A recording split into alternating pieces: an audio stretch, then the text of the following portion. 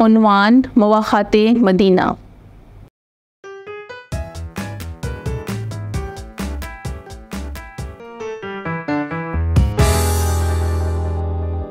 السلام علیکم عزیز طلبہ و طالبات، میں آپ سب کو مون لائٹ انٹرنیشنل پبلشر کے ڈیجیٹل تعلیمی پلیٹ فارم پر خوش آمدید کہتی ہوں۔ آج ہم مواخات مدینہ کے بارے میں پڑھیں گے۔ نبی اکرم صلی اللہ علیہ وآلہ وسلم کے لیے ہجرت مدینہ کے بعد سب سے بڑا مسئلہ مہاجرین کی آبادکاری تھا، کیونکہ مہاجرین مکہ مکرمہ سے بے سر و سامانی کی حالت میں آئے تھے۔ ان کے پاس کوئی ذریعہ معاش موجود نہیں تھا۔ اگر کچھ مہاجرین مکہ مکرمہ میں مالدار بھی تھے تو وہ اپنی جان بچانے کی خاطر خالی ہاتھ مدینہ منورہ ہجرت کر آئے تھے۔ اب ان کی آبادکاری کے لیے انصار اپنے اثار اور قربانی کا مظاہرہ کر رہے تھے۔ انصار میں سے کچھ نے یہ رائے دی کہ ہمارے پاس باغات ہیں تو آپ ہمارے باغات کو اور ہماری جائیداد کو آدھا آدھا ہم میں اور مہاجرین میں بانٹ دیں، لیکن نبی کریم صلی اللہ علیہ وآلہ وسلم نے اس بات کو تسلیم نہیں کیا۔ مہاجرین خود بھی انصار کے اوپر بوجھ بننا پسند نہیں کرتے تھے۔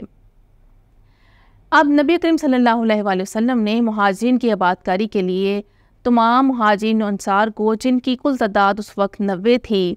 حضرت انس بن مالک رضی اللہ تعالیٰ عنہ کے گھر میں جمع کیا، اور آپ نے ایک مہاجر اور ایک انصاری کا ہاتھ پکڑ کے انہیں آپس میں بھائی بھائی بنا دیا۔ آپ نے خود حضرت علی رضی اللہ تعالیٰ عنہ کا ہاتھ پکڑ کر فرمایا کہ علی، تم دنیا اور آخرت میں میرے بھائی ہو۔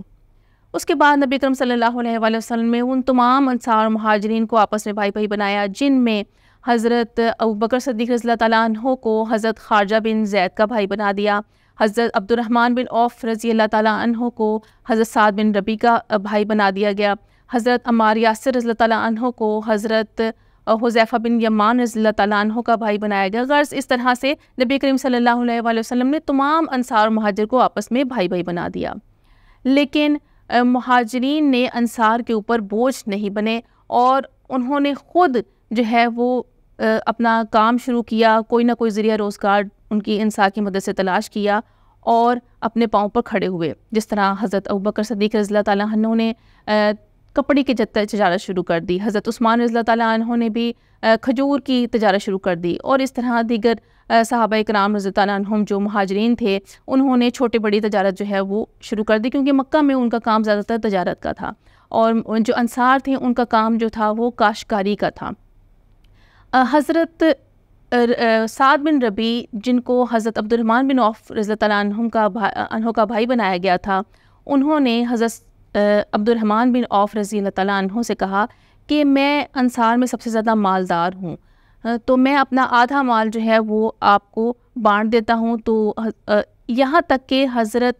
سعد بن ربیع کی 2 بیویاں تھیں، تو آپ نے کہا کہ اگر آپ کو ان میں سے کوئی ایک پسند آتی ہے تو میں اس کو طلاق دے دیتا ہوں اور آپ اس کے ساتھ شادی کر لیں۔ حضرت عبد الرحمن بن عوف رضی اللہ تعالیٰ عنہ نے اس بات سے انکار کر دیا اور کہا کہ اللہ تعالیٰ آپ کے مال اور اہل و عیال میں برکت دے، آپ مجھے بازار کا راستہ دکھا دیں۔ اس پر حضرت سعد بن ربیع رضی اللہ تعالیٰ عنہ نے حضرت عبد الرحمن بن عوف رضی اللہ تعالیٰ عنہ کو بازار کا راستہ دکھایا۔ آپ نے وہاں سے کچھ کھجوریں اور گھی اور پنیر خریدا اور اس کو شام تک بیچتے رہے، اور اس طرح آپ کی تجارت میں اضافہ ہوتا رہا اور اللہ تعالیٰ نے آپ کے مال میں برکت دی، یہاں تک کہ آپ نے خود اپنے پاؤں پر کھڑے ہو گئے اور اپنا گھر بسا لیا۔ اس سے معلوم ہوتا ہے کہ اس انصار نے، جتنے بھی انصار تھے، انہوں نے نبی کریم صلی اللہ علیہ وآلہ وسلم کے رشتہ اخوت کو نبھاتے ہوئے مہاجرین کے لیے اپنا سب کچھ قربان کرنے کے لیے تیاری دکھائی، لیکن مہاجرین نے بھی انصار پر بوجھ ڈالنے کی بجائے خود ذریعہ روزگار تلاش کیے اور اپنے پاؤں پر کھڑے ہوئے۔ نبی کریم صلی اللہ علیہ وآلہ وسلم کا یہ رشتہ مواخات قائم کرنے کا ایک مقصد تھا، اور وہ مقصد یہ تھا کہ جو زمانہ جاہلیت سے جو زبان، نسل اور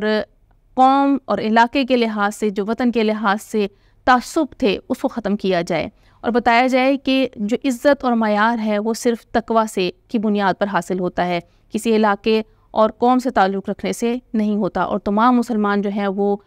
جب اسلام کے دائرے میں داخل ہو جاتے ہیں تو وہ ایک اخوت کے رشتے میں داخل ہو جاتے ہیں، کیونکہ اللہ تعالیٰ نے ارشاد فرمایا ہے کہ تمام مسلمان آپس میں بھائی بھائی ہیں۔ اور اس طرح جو انصار اپنے آپ کو تنہا محسوس کر رہے تھے، جو اپنے آپ کو لاچار اور بے بس محسوس کر رہے تھے، تو نبی اکرم صلی اللہ علیہ وآلہ وسلم نے ان کے لیے بھی ایک راستہ بنایا، اور ان کے ساتھ جب انصار نے اتنی اثار اور قربانی کا مظاہرہ کیا تو وہ مہاجرین بھی اپنے گھر کو اور جو رشتہ داروں کو بھولنے کا غم تھے اس کو بھول گئے۔ اس کے بعد اس انصار کی، اس اثار کی تعریف اللہ تعالیٰ نے سورہ حشر میں ان الفاظ میں کی ہے، یؤثرون علی انفسہم ولو کان بہم خصاصہ، کہ وہ دوسروں کے لیے اثار کی اور قربانی کا مظاہرہ کرتے ہیں اگرچہ وہ خود تنگی میں ہوں۔ یقیناً آپ کو آج کے لیکچر کی سمجھ آئی ہوگی۔ اللہ حافظ۔